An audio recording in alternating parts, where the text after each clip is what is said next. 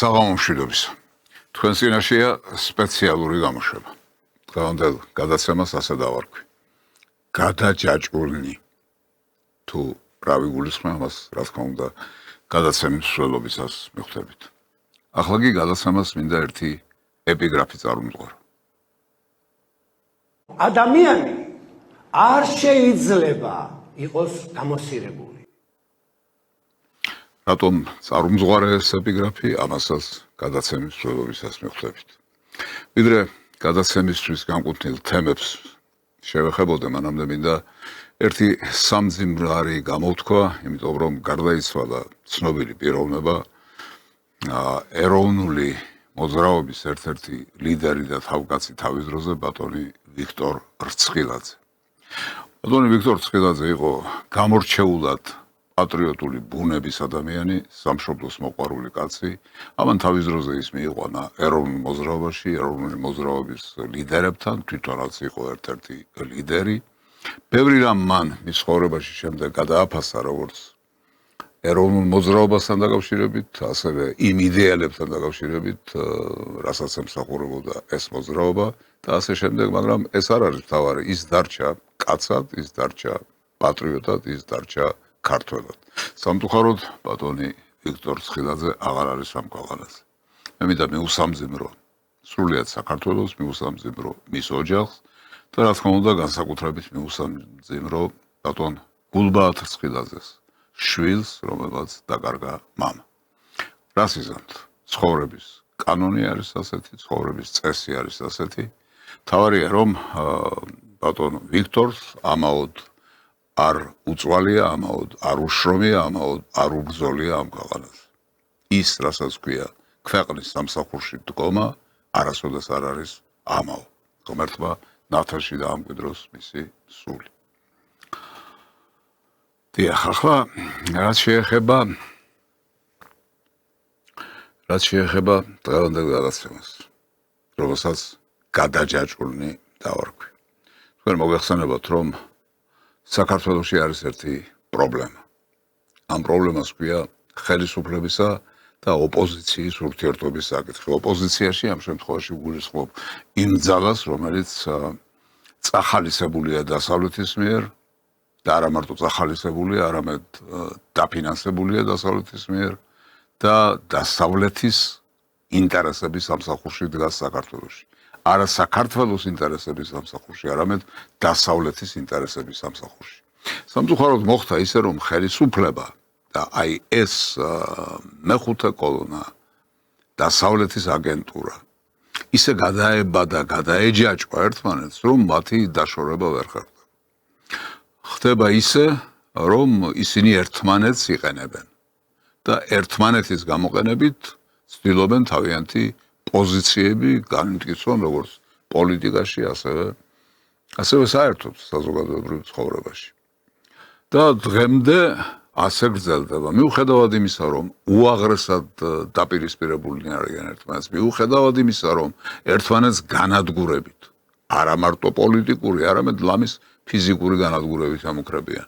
მიუხედავად იმისა, რომ ერთმანეთს ემუქრებიან აკრძალვით, სასამართლოთი და ასე შემდეგ და ასე შემდეგ. მაინც ერთად არიან და ერთმანეთისგან მათი დაშორება გახდა არა მარტო მათი პრობლემა, არამედ გახდა სრულიად საქართველოს პრობლემა, ქართველი ხალხის პრობლემა, იმიტომ რომ მათი ერთად ყოფნა ყოველთვის ნიშნავს რაღაცის შენიღბას და რაღაც ისეთი საქმის სამსახურში ჩაყენებას ამ ერთად ყოფნისა, რომელიც არ არის ქართველი ხალხისთვის მისაღები. ეს არის საქართველოსთვის საზიანო რამ. აი ამიტომ შევეხე ამ თემას და ამას მინდა განსაკუთრებული ხაზი გაუსვა. ხაზი გაუსვა განსაკუთრებული იმის გამოც, რომ როგორც ჩანს ამ ბოლო პერიოდში რაღაცა იცვლება. რაღაცა იცვლება იმ მიმართულებით, რომ შესაძლებელია ისინი ერთმანეთს დაშორდნენ და ეს გადაჯაჭვულობის თემა როგორმე დამთავრდეს. რატომ მოგახსენებთ ამას? თქვენ იცით, რომ რამდენიმე ხნის წინ, აი ბოლო პერიოდში საქართველოში იმყოფებოდა ამერიკის შეერთებული შტატების სახელმწიფო დეპარტამენტის დელეგაცია რომელმაც თავისი აქ ყოფნით დაადასტურა ის, რომ ის ამერიკის შეერთებული შტატები აღიარებს საქართველოს დღევანდელ ხელისუფლებას. ეს საკითხი ხომ დღის წესრიგში იდგა დღიდან არჩევნების ჩატარებისა, ბოლო საპარლამენტო არჩევნების ჩატარებისა, ეს აგენტურა, დასავლეთის აგენტურა და შესაბამისად დასავლეთიც ევროპა და ამერიკის შეერთებული შტატები თითქოს არ აღიარებდნენ ხელისუფლებას. მაგრამ ახლა ამ დელეგაციის ვიზიტის შემდეგ ასეთი აღიარება მოხდა. თუმცა მოხდა ისიც, რომ იმავე დელეგაციის ვიზიტმა კიდევ ერთხელ აუნთო მწვანე შუქი ამ აგენტურას, მეხუთე კოლონას და ისინი კიდევ ერთხელ აღიარა ერთადერთ და უმთავრეს უძირითადეს ოპოზიციად, რაც იმას ნიშნავს, რომ ეს გადაჯაჭულობა, სხვაგვარად მას ერთი პერიოდი მოგახსენებათ, კოაბიტაციას უძახდნენ, აი ეს კოაბიტაცია ისევ ძალაში უნდა დარჩეს, მაგრამ როგორც ჩანს, აი ეს ყველაფერი ჩიხში შედის. იმიტომ რომ როგორც კი დელეგაცია წავიდა აქედან და როგორც კი პირველი ასე ვთქვათ, კომენტარები გაკეთდა ამერიკის შეერთებულ შტატებში, იმ წუთსვე გაჩნდა ბზარი საქართველოსა და ამერიკის შეერთებულ შტატებს შორის. აი რაში გამოიხატებოდა ეს ბზარი, მოდით მოვუსმინოთ ბატონ რუბიოს ამერიკის შეერთებული შტატების სახელმწიფო მდივანს. ნება მომეცით თუ შეიძლება უპასუხო საქართველოს შესახებ დასმულ შეკითხვას. რაც შეეხება საქართველოს, მართალი ხართ. ყველაფერი რაც ახლა ჩამოთვალეთ, ჩვენს მანამდე არსებულ შეშფოთებას წარმოადგენს. თუმცა მას შემდეგ მათ გადადგეს გარკვეული ნაბიჯები, რაც მიგვანიშნებს იმაზე, რომ სურთ ამერიკის შეერთებულ შტატებთან ურთიერთობების გაუმჯობესება. ჩვენ განვუმარტეთ მათ თუ რა იქნება ამისთვის საჭირო და რას მოითხოვს ეს. ჩვენ მივიღეთ გარკვეული პოზიტიური პასუხები, ასე რომ ჩვენი იმედია, რომ დავინახავთ ტრაექტორიის ცვლილებას საქართველოს შემთხვევაში იმასთან შედარებით, სადაც ის დღეს ყოფება. ჩვენ რა თქმა უნდა გვესმის, რომ ყველა ის საკითხი, რაც თქვენ ახსენეთ, ჩვენთვის მანამდე არსებულ პრობლემებს წარმოადგენს. მათ გკითხეს თუ რა იქნება საჭირო შეერთებულ შტატებთან უკეთესი ურთიერთობისთვის. ჩვენ უპასუხეთ და იმედია შევძლებთ ამ საფუძველზე წინსვლას და შესაძლოა ტრაექტორიის შეცვლას, არა მხოლოდ საქართველოსთან ჩვენი ურთიერთობის, არამედ მათი ქცევისაც. ბატონ რუბიო პირდაპირ აცხადებს, რომ იყო რაღაცა კითხვა-პასუხი, იყო რაღაც შეთანხმება, იყო რაღაცა პირობა, რომელიც ყველაფერ ამას წინ უძღოდა და ახლა ვნახოთ რამდენად მართალი თქვა ბატონმა რუბიომ და ვნახოთ როგორ გამოეხმაურა ამას საქართველოს პრემიერ-მინისტრი ირაკლი კობახიძე. ეს სრული პასუხისმგებლობით გეუბნებით, რომ არც მე, არც რომელიმე ჩემს კოლეგას ასეთი კითხვა არ დაგვისვავს. საუბარში არა შუაშეუწყებელი კაცი. ეს არის თქვენი არასწორი ინტერპრეტაცია. შეიძლება ადამიანი რომ საუბრობს რაღაც ასე თქვას ან ისე თქვას, მაგრამ მე გეუბნებით რაც იყო ფაქტი. ფაქტი არის ის, რომ ჩვენ ასეთი კითხვა არასოდეს დაგვისვავს. ჩვენ თქვით მარტივი რამ. ჩვენ მზად ვართ განვიხილოთ ყველა დეტალი, რაც არის დაკავშირებული სტრატეგიული პარტნიორობის აღდგენასთან. ეს იყო ერთადერთი, რაც ჩვენ მხრიდან ითქვა. ესე იგი მივიღეთ ასეთი სურათი, რომ ბატონმა რუბიომ გააკეთა არასწორი ინტერპრეტაცია იმ საუბრისა, რომელიც შედგა საქართველოში. არასწორი ინტერპრეტაცია. ასე ამბობს ბატონი კობახიძე. რომელს ვენდოთ, რომელს დაუჯეროთ. ჩვენ არა გვაქვს უფლება ეჭვი შევიტანოთ კობახიძის განცხადებაში, იმიტომ რომ კობახიძე ასე ადვილად არ გადათქვამდა იმას, რის შესახებაც იყო საუბარი საქართველოში ამერიკის შეერთებული შტატების წარმომადგენლებთან, ასე ადვილად არ გადათქვამდა და ასე ადვილად არ გააკეთებდა ისეთ ინტერპრეტაციას, რომელიც საბოლოო ჯამში იქნებოდა არასწორი ასახვა იმ საუბრისა, რაც შედგა. ბატონ რუბიოს ეს გაცილებით უფრო მარტივად შეეძლო გაეკეთებინა, იმიტომ რომ ის დიდი ქვეყნის წარმომადგენელია და იმდენ ყურადღებას არ აქცევს თითოეული სიტყვის მნიშვნელობას და ფასს, რამდენსაც თქვათ კობახიძე მიაქცევდა. აი ეს ჩემი პატარა ესე ვთქვათ კომენტარი ამასთან დაკავშირებით, მე პირადად უფრო ვენდობი ბატონ კობახიძეს. ახლა რაც შეეხება ისევ ამ გადაჯაჭულობის თემას. ეს არის ურთულესი საკითხი, იმიტომ რომ ამერიკელები, როცა შედიან ამა თუ იმ ქვეყანაში და ისინი შემოსულები არიან საქართველოში, შედიან რამდენიმე ძირითადი კომპონენტი, სულ 5 ძირითადი კომპონენტია. ისინი განკარგავენ ხელისუფლებას ისინი განკარგავენ ოპოზიციას, ისინი განკარგავენ მედია საშუალებებს, ისინი განკარგავენ არასამთავრობო ორგანიზაციებს და ისინი განკარგავენ, რა თქმა უნდა, სპეცსამსახურებს. აი ეს თაიგული, რომელიც მუშაობს, მოქმედებს და რომელიც ისეთი ბარიერია ეროვნული ინტერესების წინაშე, რომ ეროვნული ინტერესებისა და ამერიკის შეერთებული შტატების ინტერესების შეჯერება, შეთანხმება ვერ ხერხდება და საკითხი საბოლოოდ წყდება ეროვნული ინტერესების საზიანოდ და საწინააღმდეგოდ. აი ამას ემსახურება ის გადაჯაჭვულობა, რომლის შესახებაც მე დღეს ვსაუბრობ, და ეს გადაჯაჭვულობა მიუხედავად დიდი წინააღმდეგობისა, მიუხედავად ერთმანეთის სიზურვილისა, მაინც მუდმივად ძალაში რჩება. ამან გამახსენა ერთი ამერიკული მშვენიერი ფილმი, რომელიც ძალიან დიდი ხნის წინ გამოვიდა, თუ არ ვცდები, 50-იანი წლების, გასული საუკუნის 50-იანი წლების ბოლოს, მას სწორედ ასე ერქვა, გადაჯაჭვულნი. და ამ ფილმში არის ასეთი ვითარება ასახული. ორი პატიმარი, რომელიც ახერხებს იმას, რომ გაიქცეს საპყრობილედან, გადაბმულია ერთი ხელბორკილით და მიუხედავად იმისა, რომ მათ შორის არის რასობრივი სიძულვილი, ერთი თეთრკანიანი, ერთი შავკანიანი, მაინც ერთ საქმეს ემსახურებიან, იმიტომ რომ ერთად უნდა გადაირჩინონ თავი, თვით გადარჩენის ინსტინქტი აერთიანებთ მათ და ყოველ წუთს, ყოველ წამს ერთმანეთს შველიან, რა თქმა უნდა, მაგრამ ამავე დროს არ ავიწყებათ ის, რომ ერთმანეთის ზურთ მე პატარა კოლაჟი გავაკეთე ამონარიდები ამ ფილმიდან, პატარაა ძალიან და შეგიძლიათ ნახოთ, აი გაიაზროთ ეს მეტაფორა, რომელიც მინდა შემოგთავაზოთ.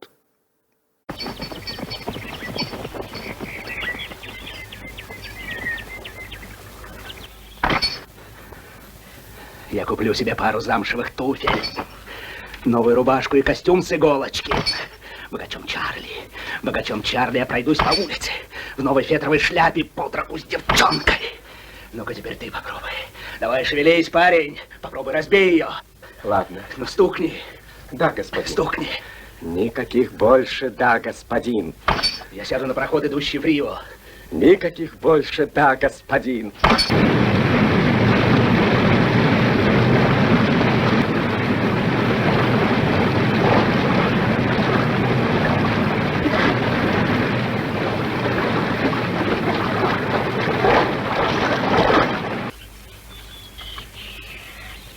Ты слышишь? Что это такое? Разные ночные птицы. Букашки. Когда они, наконец, замолчат.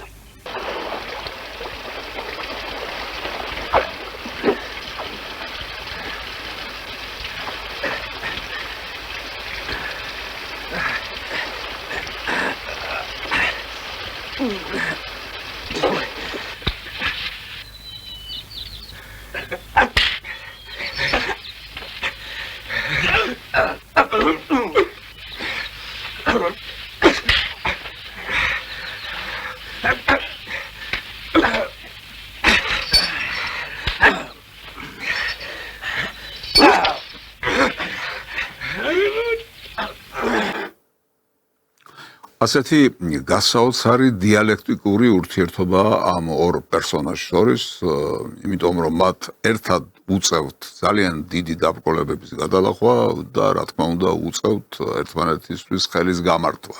სხვანაირად ეს ამბავი არ გამოვიდოდა, მაგრამ ამავე პროცესში მათ არ ავიწყდებათ ის, რომ ერთმანეთი ჭირისძღესავით ზულთ და ერთმანეთთან დაპირისპირება მიდის ფიზიკურ დაპირისპირებამდე, რომლის კადრებიც თქვენს ნახეთ.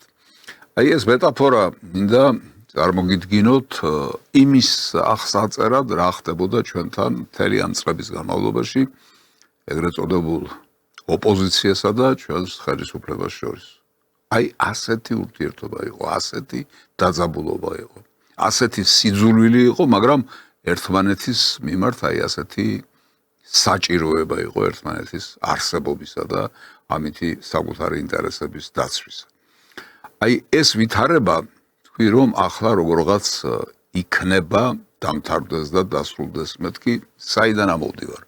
ამოვდივარ იქიდან რომ მიუხედავად ამერიკის შეერთებული შტატების დელეგაციის სტუმრობისა საქართველოში და მიუხედავად თითქოს წინ გადადგმული ნაბიჯების და მიუხედავად განტვირთვისა, რომელიც ამ ორ სახელმწიფოს შორის უნდა დამდგარიყო, როგორც ჩანს, ყველაფერი ისე ვერ წავიდა, როგორც იყო ჩაფიქრებული ან ერთი ან ორივე მხრიდან.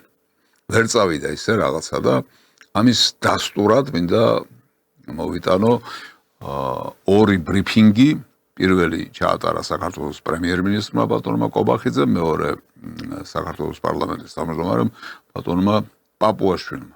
ნახოთ როგორია מחვილები, რომლებიც მათ დასვეს. ბიზნესის უსებძიან გარე ძალები და მათი ადგილობრივი აგენტურა, რომლებსაც საქართველოს ხელახლა მისაკუთრების სურვილი ამოძრავებთ. მათ აქვს დაუკვირვებელი სურვილი ქვეყანა დააბრუნონ იმ რეალობაში, რომელიც 2012 წელს სწორედ ბიზნესმა შეცვალა. ეს იყო უცხოური აგენტურის მმართველობა, რომელმაც საქართველოს დემოკრატიისა და ადამიანის უფლებების ტოტალური ხელყოფა, ბიზნესის რეგეტი, მედიის თავისუფლების გაუქმება, ომი, გრევა და ქვეყნის ტერიტორიების 20%-ის ოკუპაცია მოუტანა. ასეთი რამ ჩვენ ბევრჯერ მოგვისმენია. ამიტომ ამ ნათქვამის შინაარსიდან, უშუალოდ ამ შინაარსიდან ამ დასკვნის გაკეთება აზრს მოკლებული იქნება, მაგრამ ჩვენ უნდა გავითვალისწინოთ ის თუ რა დროს ითქვა ეს. ეს ითქვა ამერიკის შეერთებული შტატების დელეგაციის გაცილების შემდეგ. თითქმის იმავე დროს, რამდენიმე დღის განსხვავებით. ეს კი იმას ნიშნავს, რომ ამერიკასთან ურთიერთობები როგორც ჩანს, ვერ აეწყო ისე, რის შესახებაც მე უკვე ვთქვი და აქედან გამომდინარე ამ კოაბიტაციას, ამ გადაჯაჭვულობას, რომელსაც ამდენი წლის განმავლობაში ჰქონდა ადგილი ჩვენს ქვეყანაში, აზრი ეკარგება. შემდგომში ამის გაგრძელება არავითარ საჭიროებას აღარ წარმოადგენს. აი ასე ჩანს ეს საკითხი და ამ ჩემი ნათქვამის დასადასტურებლად კიდევ ერთ ფრაგმენტს შემოგთავაზებთ ბატონ კობახიძის ბრიფინგიდან. დასასრულს კიდევ ერთხელ აღნიშნავ იმას, რაც არაერთხელ მithქვამს. ის რომ დღეს საქართველოს ინარჩუნებს 14 წლიან უწყოთ მშვიდობას. ქვეყანა არის დამოუკიდებელი და სუვერენული როგორც არასდროს.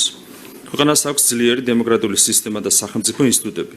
ადამიანზე ზრუნვა სახელმწიფოს მთავარი სახელმწიფო პრინციპია და საქართველოს ეკონომიკას სწრაფი ტემპით იზრდება, პირველ რიგში არის სწორედ ბატონი ბიძინა ივანიშვილის დამსახურება. შესაბამისად, ქვეყნის მართვა აუცილებლად გაგრძელდება საქართველოს კონსტიტუციის პატივისცემით და იმ პრინციპების საფუძველზე, რომლებიც ქართულ პოლიტიკაში 2012 წელს ბატონმა ბიძინა ივანიშვილმა დაამკვიდრა.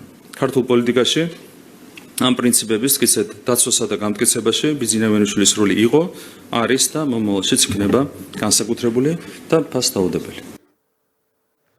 ბატონ ბიძინას როლი იყო, არის და მომავალშიც იქნება. აი როგორ უნდა გავიგოთ ეს ნათქვამი? ეს ნათქვამი რომ სწორად ავხსნათ, ამისთვის უნდა წარმოვიდგინოთ რა გარიგებას ექნებოდა ადგილი და რის მიღწევას შეეცდებოდნენ ამერიკელები აქ საქართველოში.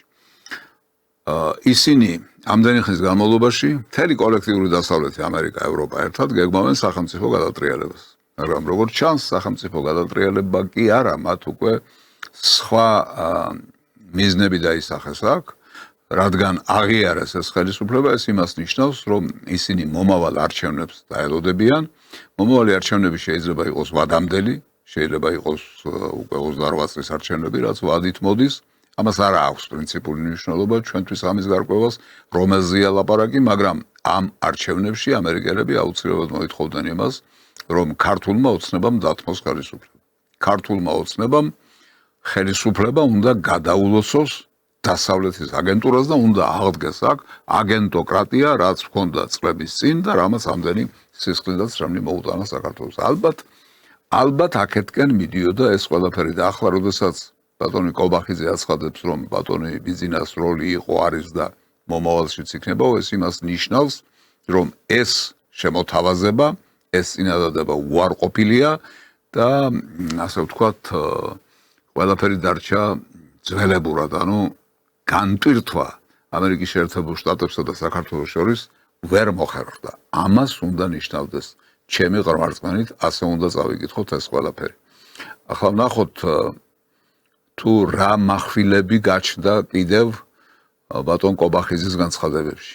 ეს არის დაკავშირებული ჩინეთთან და მე ვფიქრობ, რომ ჩინეთის თემის შემოტანა და მისთვის ისე ხაზგასმა, როგორც არის ხაზგასმული ამ ბრიფინგში ძალიან მრავლის მეტყველი.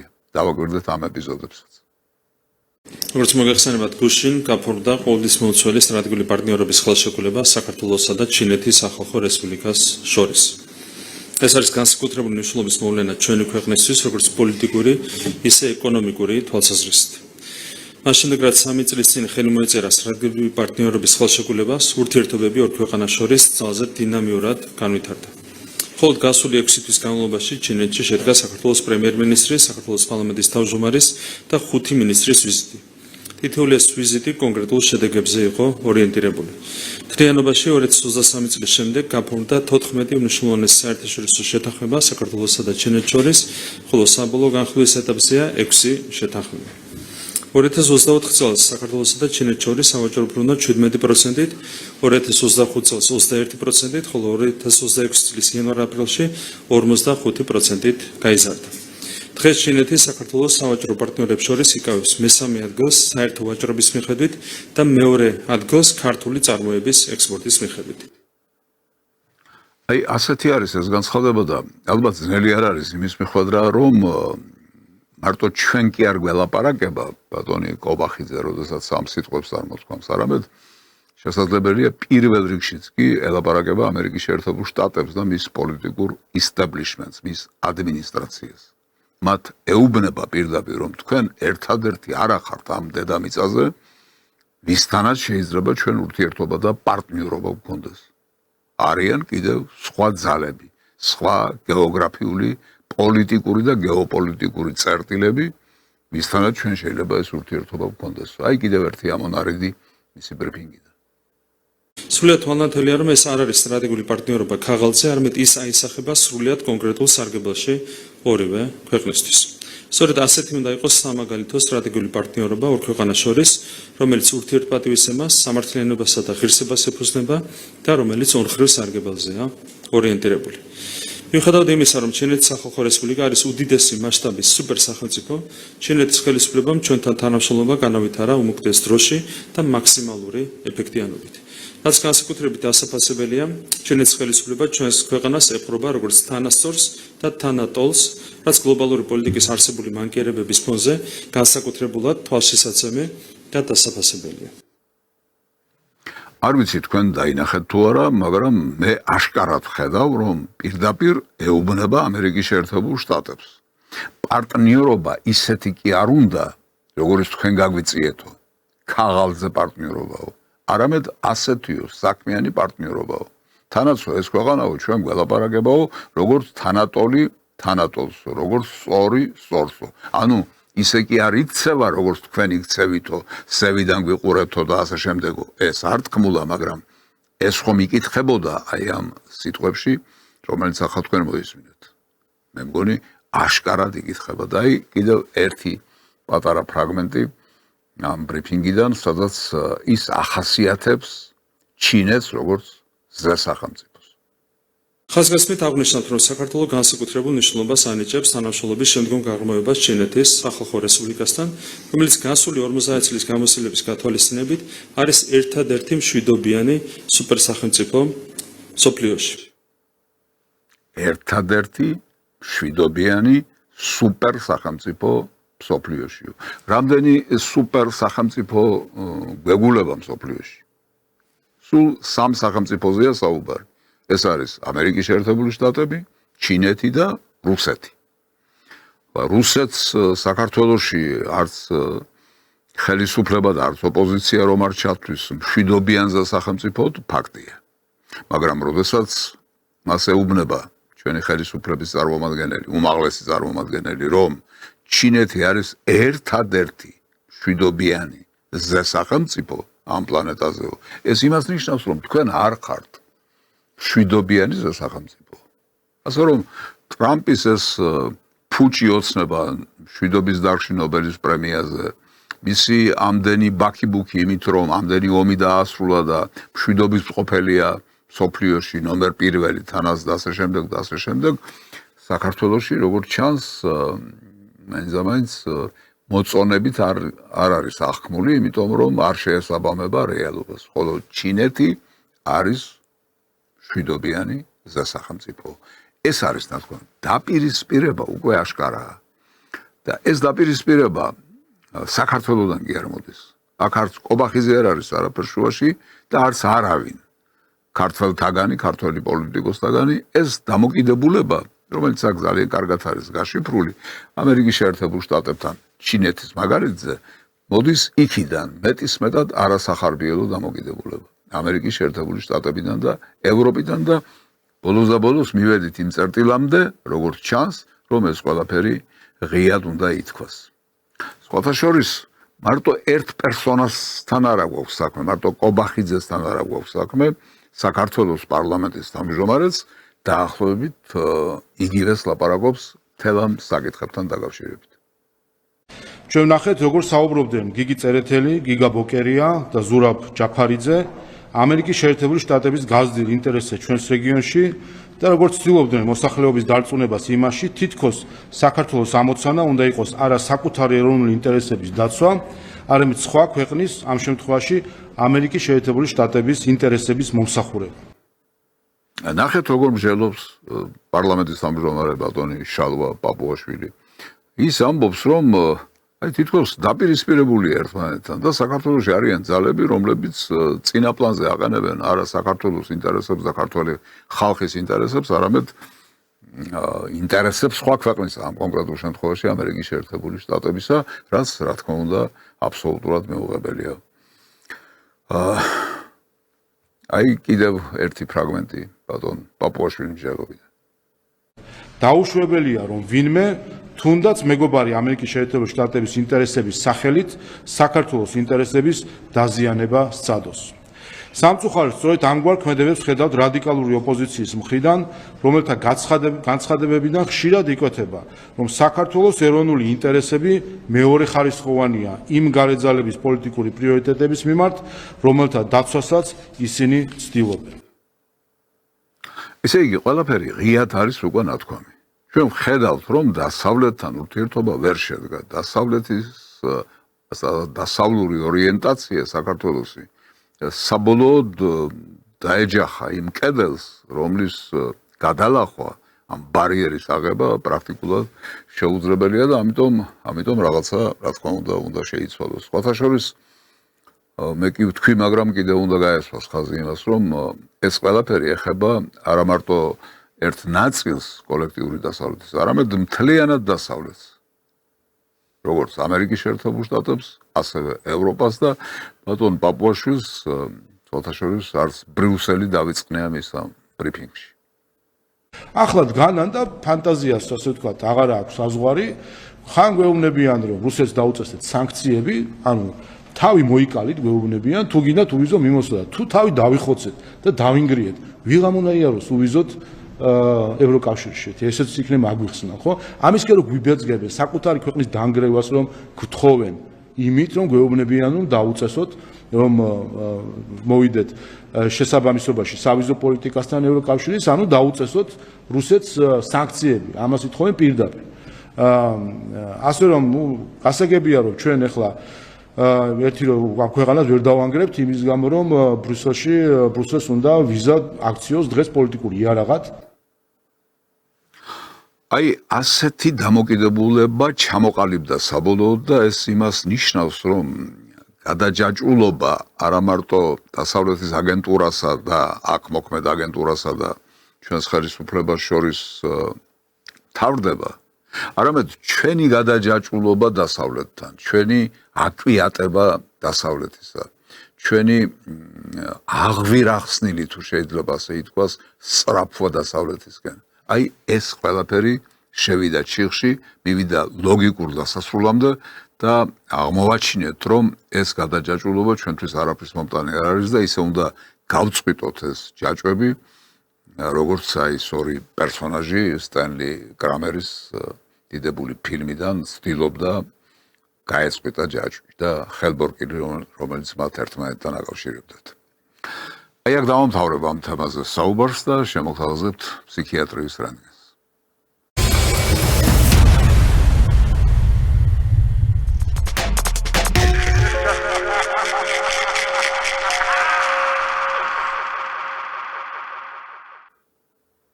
ის გადაჯაჭვულობა დასავლეთთან, რომლის შესახებაც მე წელს საუბრობდი, თითქოს მთავრდება, მაგრამ რეალურად ფსიქიკაში და გარკვეულ ოდიოზურ პოლიტიკურ პერსონებში, რა თქმა უნდა, ეს ასე ადვილი დასასრულებელი არ არის. ისინი დიდხანს ილაპარაკებენ იმ ტონალობაში, რასაც ნიშნავდა დასავლეთიდან სწრაფვა და ყველაფერს სხვაზე მთელ მსოფლიოში თვალების დახუჭვა.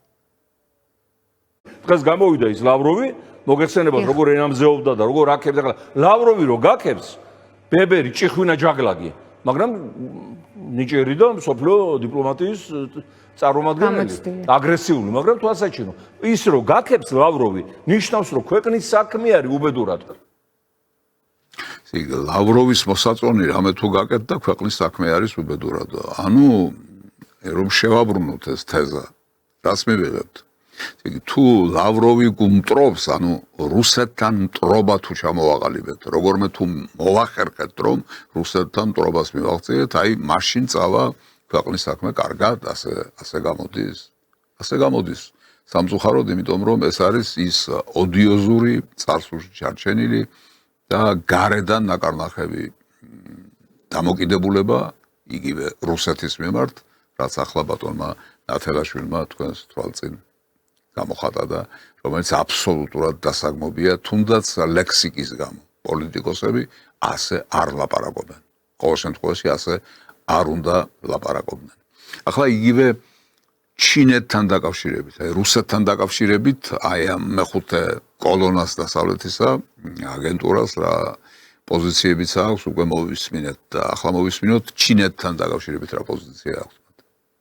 თუ ჩინეთთან ურთიერთობა ამერიკის შეერთებული შტატებისთვისაა მისაღები, ჩვენთვის რატომ უნდა იყოს მიუღებელი? ჩვენ რატომ არ უნდა გქონდეს ურთიერთობა ჩინეთთან? ამას ამბობს ყოველი მეორე დეპუტატი ქართული ოცნების ბანდიტური ხელისუფლება. და ახლა მე მჭირდება დაფიქრება არა 97 რთული თანწყობილი 158 რთული ქვეწყობილი წინადადების და პლუს კიდევ ერთი 500 მარტივი წინადადების წარმოთქმა იმისათვის მოფიქრება და წარმოთქმა რომ ამათ გავაგებინო აი ჯამში აი ამ რაღაც 400 რამდენი 300 რამდენი წინადადება გამოვა იქნება და გაიგონ რატომ შეიძლება ეს ამერიკის შეერთებული შტატებისათვის და რატომ არ შეიძლება საქართველოსთვის. ეს ბატონი გვეუბნება, რომ ჩვენთვის არ შეიძლება ჩინეთთან ურთიერთობა. ჩვენთვის შეიძლება, რა თქმა უნდა, ამერიკის შეერთებულ შტატებთან ურთიერთობა, რა თქმა უნდა, ევროკავშირთან ურთიერთობა, მაგრამ ჩინეთთან ურთიერთობა არ შეიძლება, ისევე არ შეიძლება, როგორც არ შეიძლება რუსეთთან ჩვენი ურთიერთობა, აი ამათ რომ კითხოთ. აი ეს არის ამათი ფილოსოფია, ამათი პოლიტიკა და გეოპოლიტიკა და ამათი მიდგომა გარესამყაროსთან, რაც რა თქმა უნდა აბსურდია. ახლა ეს კაცი 500 წინადადებით გვირდება იმის დასაბუთებას, თუ რატომ არ შეიძლება ჩვენი ურთიერთობა ჩინეთთან. მაგრამ მე დაგინდობთ თქვენ და მის მიერ წარმოთქმულ 500 წინადადებას, რა თქმა უნდა, არ შემოგთავაზებთ. ახლა ნახოთ შიგნით აი ტერიტორიული მთლიანობის აღდგენა როგორ შეიძლება ვცადოთ და რა ხერხები და მეთოდები არსებობს ამისთვის დასავლეთის აგენტურის თვალსაზრისით. ათირესკუ აფსოა ძმებო აფხაზებო ჰაი გამზაით ჩვენ ერთობას გაუმარჯოს. ერთი სიტყვით აფხაზებთან ურთიერთობა მოწესრიგებული გვაქვს.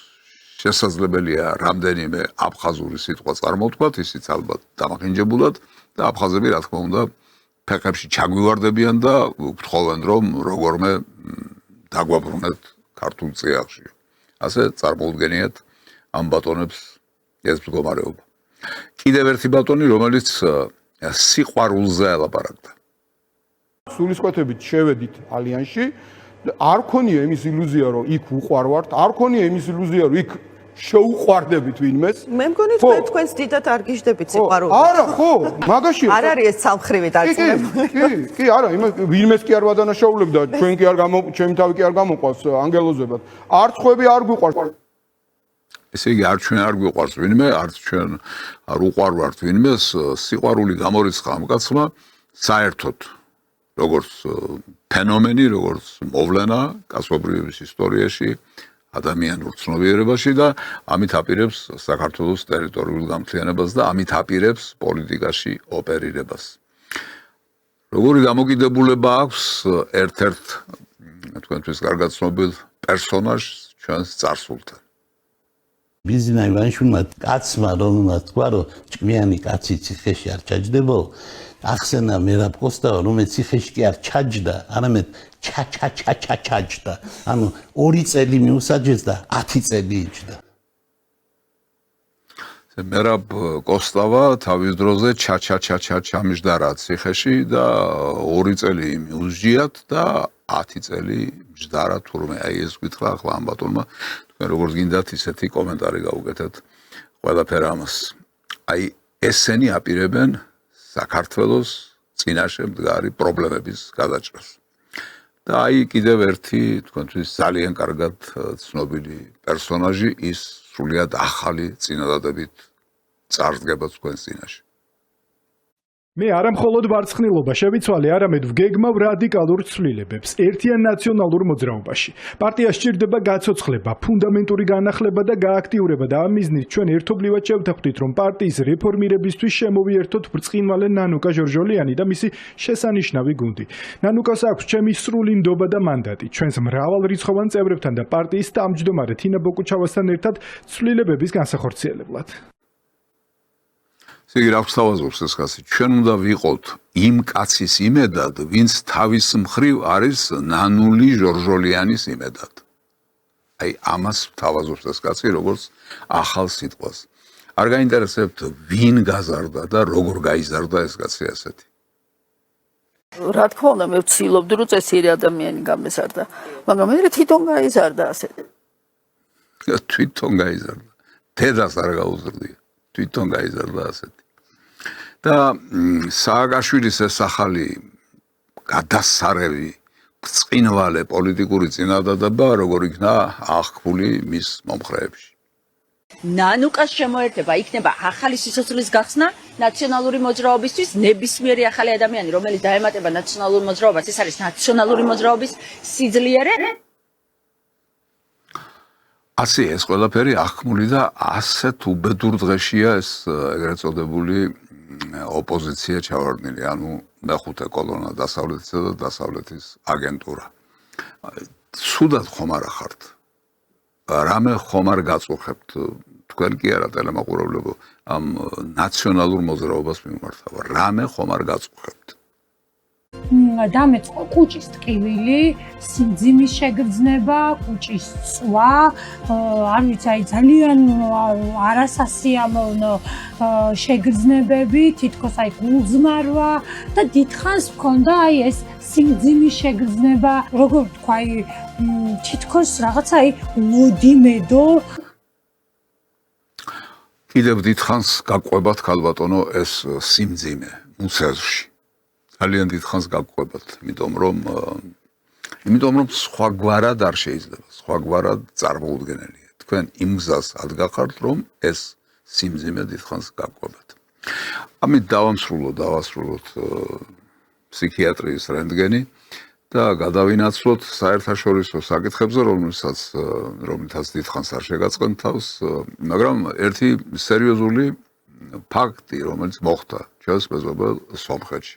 მოგეხსენებათ, რომ იქ პაშინიანის პარტიამ გაიმარჯვა, პაშინიანი დაპირისპირებულია რუსეთთან, რუსეთი დაპირისპირებულია პაშინიანთან და რას მოუტანს ეს განწყობილებები სომხეთს და არა მარტო სომხეთს, არამედ შესაძლებელია მთელ რეგიონსაც.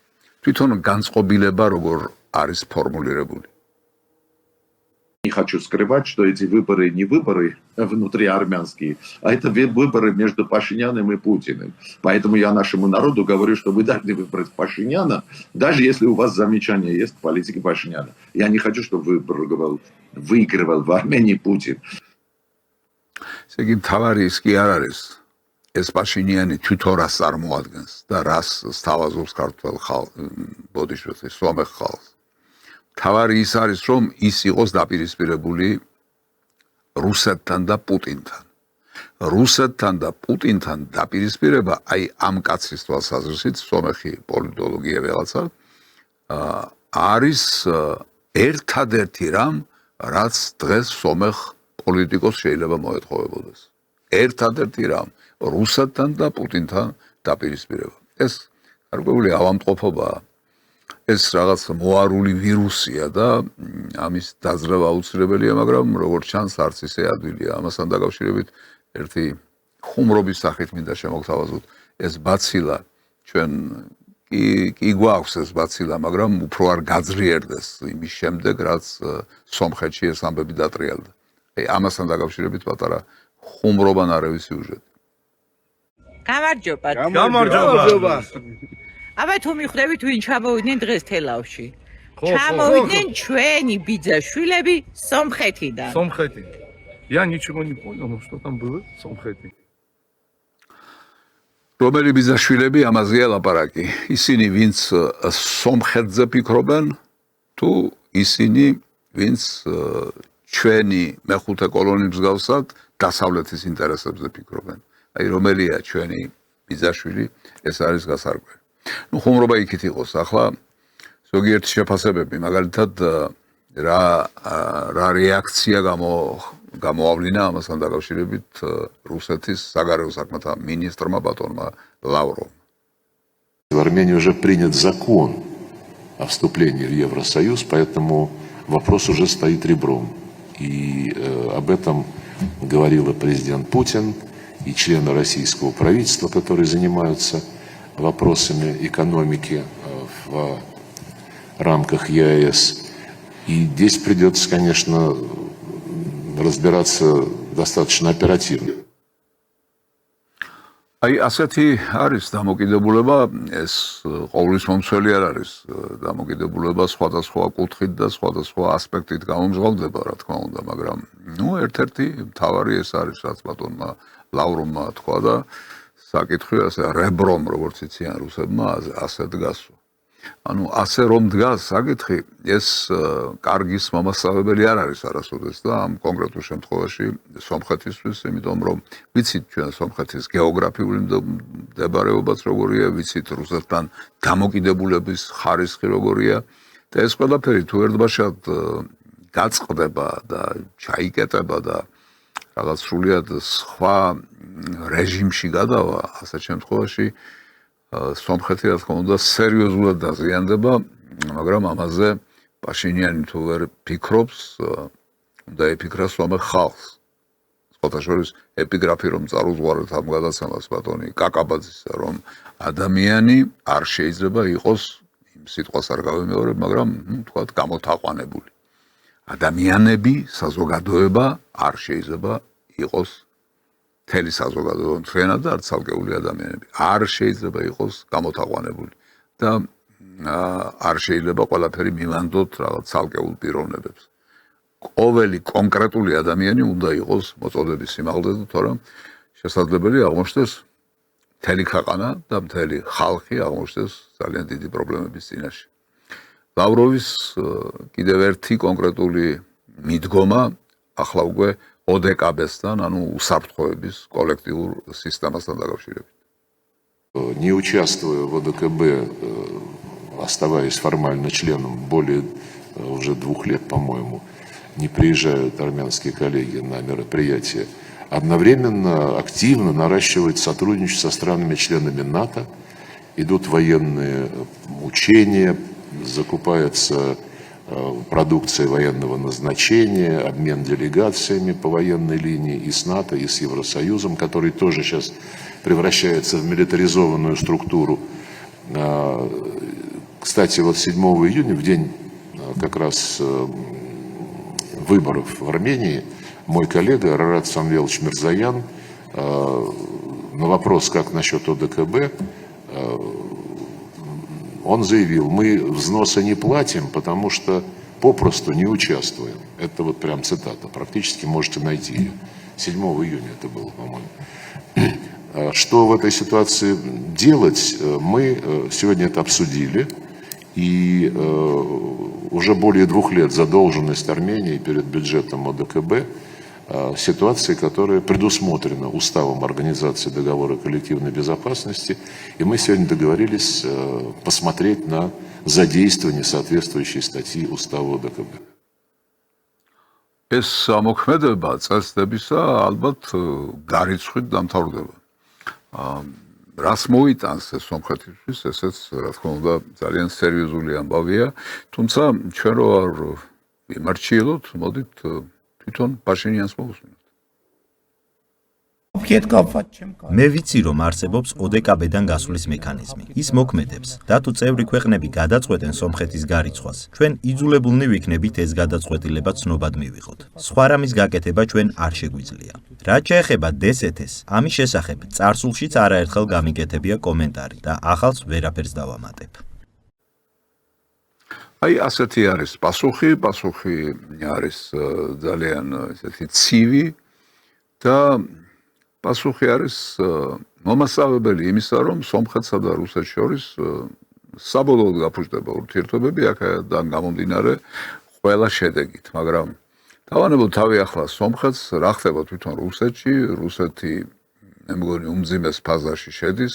რა თქმა უნდა, ამას აქვს ობიექტური ახსნა, იმიტომ რომ მას უპირისპირდება მთელი კოლექტიური დასავლეთი, მაგრამ ეს ახალი ამბავი ხომ არ არის, ეს რუსეთს უნდა ცოდნოდა მაშინ, როდესაც იწყებდა ოპერაციას უკრაინაში, რომ ასეთი იქნებოდა დასავლეთის რეაქცია და დასავლეთის თავგამოდება რუსეთის წინააღმდეგ. ამიტომ ეს რუსეთის გამამართლებელი არ არის, მაგრამ გარკვეული ახსნა საჭიროა ალბათ ამ ვითარებისა და მე წინა გადაცემაში ვცვლად ვისაუბრე იმ ნაკოლანებებზე რუსეთის ზოგიერთ აღქმაში, რუსეთის ზოგიერთ მიდგომაში. საიდანაც ჩემი აზრით მომდინარეობს ყველა ის პრობლემა, რომელიც რუსეთის წინაშე დადგა. მისი გაუთვალისწინებლობა პრაქტიკულად შეუძლებელია. მე მინდა კიდევ ერთხელ მოგასვენებთ ერთ ცნობილი ჟურნალისტის, აი წამყვანი ჟურნალისტის, ეს გახლავთ ვლადიმერ სოლოვიოვი პოზიცია, თუნდაც იგივე დასავლეთთან დაკავშირებით და იქ ერთი მომენტი არის, რომელსაც თქვენს მიაქცევთ ყურადღებას, მაგრამ შემდეგ მეც შევეხები ფრაგმენტის შემდეგ. რა თქმა უნდა, ჩვენ ვართ ევროპა და არა თქვენ. თქვენ უღალატეთ მე-19 საუკუნის ევროპას, რომლისაც გჯეროდათ. არასწორი გზა აირჩიეთ და სწორედ ეს არის პრობლემა. ჯერ მოიშორეთ ჭეშმარიტი ქრისტიანული ღირებულებები, შემდეგ კი თქვენი კულტურა. დაივიწყეთ თქვენი დიდი მე-19 საუკუნის ავტორები. უღალატეთ თქვენს ფესვებს და სწორედ ამიტომ გძურთ, რადგან ჩვენში ხედავთ, როგორი უნდა იყოს ევროპა. მაგრამ როგორც უკვე აღნიშნე, ჩვენ თქვენთვის უცხო პლანეტელებივით ვართ. და სწორედ ამიტომ ვერ ხვდებით. როდესაც ვიხსენებთ ჩვენს საერთო ისტორიას, როდესაც ვუყურებთ კრემლს, ხედავთ მილანის გარკვეულ გავლენას. და როდესაც ვუყურებთ სანქტ-პეტერბურგს, ხვდებით. ოჰ, დიახ, სწორედ მაშინ გადაწყვიტა პეტრემ საკუთარი პარიზის შექმნა. სწორედ ეს შთააგონებდა მას. როდესაც უყურებთ მოსკოვს, ხედავთ ბევრ შეხსენებას იმ ევროპის შესახებ, რომელიც დაკარგეთ. თქვენ არ ხართ ევროპა. თქვენ ეგვიპტეს ჰგავხართ. რა თქმა უნდა, ეგვიპტელები ცხოვრობენ ამ მიწაზე, მაგრამ როგორც გვესმის, ისინი არ არიან ძველი ეგვიპტური კულტურის ნაწილი. ეს სრულიად განსხვავებული ხალხია, განსხვავებული კულტურა. მთელი პატივისცემით, იგივე დაემართა ევროპას მე-20 საუკუნეში. თქვენ წააგეთ. ხოლო 21 საუკუნეში თქვენ უნდა იბრძოლოთ ევროპად ყოფნისთვის. და ძალიან მალე ეს იქნება სხვა ევროპა. სხვა მოსახლეობით, სხვა რელიგიით. ქრისტიანობა აღარ გაერთიანებს და მას მოუწევს ამით ტანჯვა ან ტკბობა. არჩევანი თქვენზეა და არა ჩვენზე. მე მგონი ყველაფერი მართალი თქვა, ეს მან უთხრა შვეიცარიელ ჟურნალისტს, რომელიც მისგან ინტერვიუს იღებდა და მე მგონი ყველაფერი მართალი თქვა, რომ ევროპა გადაგვარდა, ევროპას უამრავი პრობლემა აქვს დაწყებული ქრისტიანობიდან და დამთავრებული მათი ეთნიკური შემადგენლობით, რომელიც შესაძლებელია მათ საზიანოდ მალე შეიცვალოს. მართალი თქვა ეს ყველაფერი, მაგრამ მე თქვენი ყურადღება მინდა მივაქციო ერთ დეტალს, ერთ პასაჟს. ეს არის ძველებური ხიბლი შემორჩენილი ევროპის მიმართ, რომ ევროპა იყო ასეთი დიდებული, ევროპის კულტურა, ევროპის ხელოვნება, მწერლობა და ასე შემდეგ, გაიგივება ევროპის კულტურული ნაწილისა, ევროპის პოლიტიკურ ნაწილთან მუდმივად იყო რუსეთის პრობლემა და ძალიან სერიოზული პრობლემა. კი, ევროპა მართლაც მისაბაძი იყო, მართლაც სამუკვარი იყო, იმ თვალსაზრისით, რასაც კულტურა, ხელოვნება, ფილოსოფია, მწერლობა ქვია, მაგრამ პოლიტიკური ევროპა არასოდეს არ ყოფილა მომხიბლავი. აი ეს დღემდე არ აქვს გაცნობიერებული არა მარტო რუსეთში, ასე ზოგადად აღებულში, არამედ რუსეთის პოლიტიკურ ისტაბლიშმენტში და რუსეთის ხელმძღვანელობაში. ესენი ისევ მისტირიან ევროპას, რომელიც მუდმივად იყო დაპირისპირებული თუნდაც იმავე რუსეთთან და მუდმივად იყო რუსეთის მიმართ მტრულად განწყობილი. ეს გამოიხატა რამდენიმე ძალიან სერიოზულ ომში ყველაფერს რომ სხვას თავი დავანებოთ. ამისი გაუცნობიერებლობა არის ნომერ პირველი პრობლემა რუსეთისთვის და რა კი ამ მიმართულებით წავედით, აი მაგალითად ქალბატონი ზახაროვა, რომელიც ძეგლებზე და ისტორიულ მემკვიდრეობაზე საუბრობს. Вот еще одно свидетельство того, почему западники используют киевский режим в своих интересах. Им нужно в том числе уничтожать свидетельства своих преступлений, своих поражений. Они уже навострились и уже набили руку на уничтожение памятников, исторических памятников на своей территории. Теперь им нужно еще уничтожить памятники, в частности, на территории постсоветского пространства. აი ასეთი გახლავთ დამოკიდებულება ქალბატონ ზახაროვასი კი არა, საერთოდ რუსეთის დამოკიდებულება ეს ამ მოვლენის მიმართ და ბარემ ერთი ფრაგმენტიც ვნახოთ ზახაროვას ამ გამოსვლიდან და შემდეგ ჩვენი კომენტარი. Они пытались уничтожить памятники нашими руками, вот так распространяя лженаучные материалы или псевдоисторические учебники, пытаясь повлиять на нашу внутреннюю политику, не вышло. Не вышло, არ გამოვიდა, როგორ არ გამოვიდა, ჯერ ერთი, მაგრამ მეორე მთავარი და არსებითი. ეს პამიატნიკებთან ბრძოლა, საიდან მოდის, საიდან იღებს სათავეს? თქვენ ხომ არ დაასწარით მათ ამ საკითხში. აბა გახედეთ უკიდეგანო რუსეთს და მის უზარმაზარ ტერიტორიას. სადმე ოფიციალურად თუ დგას ვთქვათ სტალინის ძეგლი, რომელმაც თქვენ ისეთი ბრწყინვალე გამარჯვება მოგაპოვებინათ, სხვას რომ ყველაფერს თავი დავანებოთ, რომ მთელი 80 წლის განმავლობაში ამ ომის, ამ დიდებული ბრწყინვალე გამარჯვების აღნიშნვით ხართ დაკავებული და ისე აკეთებთ ამას, რომ სტალინის სახელი ხსენებას ვერ ბედავთ. სტალინის სახელი ხსენება არ გინდათ და სტალინის არც ერთი ძეგლი რუსეთში არ დგას და ახლა სხვებს ეჭხუბებით იმის გამო, რომ რატომ ებრძვით ამ ძეგლებსო და ასე შემდეგ და ასე შემდეგ. თქვენ დაიწყეთ ეს. თქვენ არა მარტო სტალინის ძეგლებს დაუპირისპირდით რუსეთში, არამედ თქვენ დაუპირისპირდით სტალინის მიერ შექმნილ უზარმაზარ კავშირს, სტალინის მიერ შექმნილ უზარმაზარ სისტემას, სოციალისტურ სისტემას და საბჭოთა კავშირი თქვენი ხელით დაანგრიეთ. პირველი კაცის მონდომებით, მეცადინეობით და ძალიან დიდი ძალისხმევით. და ახლა სხვას რომ საყვედურობთ პატივისცემის ნაკლებობას ისტორიული ძეგლების მიმართ. ეს ხომ არ არის რაღაც ტენდენციური მიდგომა, საკუთარის დავიწყება და სხვისი დანახვა. საკუთარ თვალშიო დირეს ვერ ამშევდა სხვის თვალში, ბეწვსაც ამშევდა. აი ასეთი რამ ხომ არ ემართება რუსეთს და სხვა მრავალ პრობლემათა შორის ესეც ხომ არ არის ერთ-ერთი ის პრობლემა, რომელმაც რუსეთი იმ ძიმე მდგომარეობაში ჩააყენა, რა მდგომარეობაშიც ამჟამად იმყოფება. მე მგონი სამწუხაროდ არის ეს. და აი მე მინდა ერთი პატარა ვიდეო მასალა გაჩვენოთ იმასთან დაკავშირებით, თუ როგორ უყურებდა ვლადიმერ პუტინი თავის დროზე, თქვათ იგივე ცოტა მძიმე ხელის მოთხოვნის საკითხს, მართვაში მეტ დისციპლინას, მართვაში მეტ სიმტკიცეს და გარკვეულობას. ვნახოთ საინტერესო ვიდეო მასალა გახლავთ ძალიან, თვითონ უყურებს და უსმენს მის ძველ შეფასებას და შემდეგ აძლევს ახალ შეფასებას იმას, თუ რა აქვს ნათქვამი ამ საკითხთან დაკავშირებით. В нашей стране поворот к тоталитаризму на какой-то период времени возможен. Но опасность нужно искать, или нужно видеть опасность не в органах правопорядка, не в органах безопасности, в милиции и не даже не в армии. Это опасность в ментальности нас самих, в ментальности нашего народа, нашего населения, в нашей собственной ментальности. Нам всем кажется, что если, не скрою, и мне иногда так кажется, что если навести твердый порядок жесткой рукой, то всем нам станет жить лучше, комфортнее и безопаснее. На самом деле, эта комфортность очень быстро пройдет, потому что эта жесткая рука начнет нас очень быстро душить. И мы это мгновенно ощутим на себе и на членах своей семьи.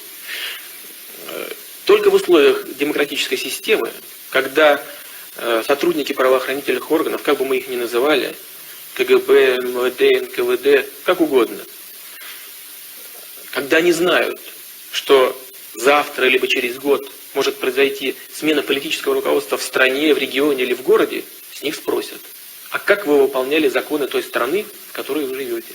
И что вы делали с гражданами, в отношении которых у вас есть властные полномочия? Нечего добавить почти что.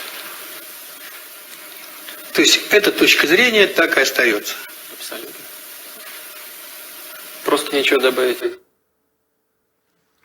11 წელია ინტერვალი პირველ ჩანაწერსა და მეორე ჩანაწერს შორის. აი 11 წლის შემდეგ ვლადიმერ პუტინი აცხადებს, რომ იმას ვერაფერს ვერ დავამატებ, არაფერი მაქვს დასამატებელი, ანუ აბსოლუტურად ვრჩები იმ პოზიციაზეო და ესეც ხომ არ იყო ერთ-ერთი შეცდომა, იმიტომ რომ საბჭოთა კავშირის დაშლის შემდეგ ქაოსში აღმოჩენილ რუსეთში თეთრი ხელთათმნებით სიტუაციის მართვა შესაძლებელი იყო გამოვიდოდა რომელს ანაცვალა იმას რომ მას დემოკრატის იმიჯი არ შელახოდა ხომ არ ენაცვალა რუსეთის სახელმწიფოებრივი ინტერესები და ძალიან შორს ვარ იმ აზრისგან რომ რუსეთს დღესაც ვინმე დააჩოქებს და ამას ვინმე შეძლებს ამ დრონების პარპაშის ფონზე შესაძლებელი ასეთი აზრი ვინმეს კონდეს მაგრამ ეს აბსოლუტურად აბსურდია ეს ყველაფერი გამოსწორდება რა თქმა უნდა მაგრამ პრობლემის წინაშე რუსეთი აღმოჩნდა და რუსეთს მიდგომებში რაღაც სერიოზულის და თვისებრივის შეცვლა მოუწევს, იმიტომ რომ სხვანაირად არაფერი არ გამოდის. რაც თქვენ ნახეთ ახლა პუტინთან დაკავშირებით ეს იყო რეალური მასალა. ახლა მინდა შემოგთავაზოთ, ასე ვთქვათ, შექმნილი, გაკეთებული მასალა, ხელოვნური ინტელექტის მიერ შექმნილი მასალა, რომელიც რამდენადმე უკეთებს კომენტარს იმას, რაც ხდება რუსეთში. Могу я тебе как-нибудь помочь, а? Что мне делать? Армия слабее, чем мы думали, санкции давят все сильнее. Мы слабеем, экономика трещит, а Украина с каждым днем только сильнее. Расстрелять все правительство.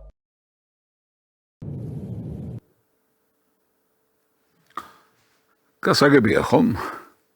მძიმე ხელის მოთხოვნა, სიმტკიცის მოთხოვნა, დისციპლინის მოთხოვნა. ეს არა მარტო სტალინის მოთხოვნა, არამედ ეპოქის მოთხოვნა, ვითარების მოთხოვნა, გარემოების მოთხოვნა. სხვანაირად არაფერი გამოვა. ყოველ შემთხვევაში ვნახოთ, რას შეცვლის პუტინი და რას არ შეცვლის. მე მინდა ჩვენს მიდგომებშიც, ქართულ მიდგომებშიც რაღაცეებს გადავავლოთ თვალი და კიდევ ერთხელ დაუბრუნდები ეპიგრაფს, რომელიც წარუმზღვარე ამ გადაცემას ადამიანი არ შეიძლება იყოს გამოთაყვანებული. ადამიანი გამოთაყვანებული რომ არ იყოს, ამისთვის საჭიროა რომ მას მუდმივად ახსოვდეს ღმერთი, სამშობლო და ადამიანი. აი აქ ალბათ დრო არის რომ ეს რიტუალი შევასრულო, რომლითაც ვამთავრებამ გადაცემას ხოლმე, ეს არის სამთის სანთება და ბირჯვის გადაწერა.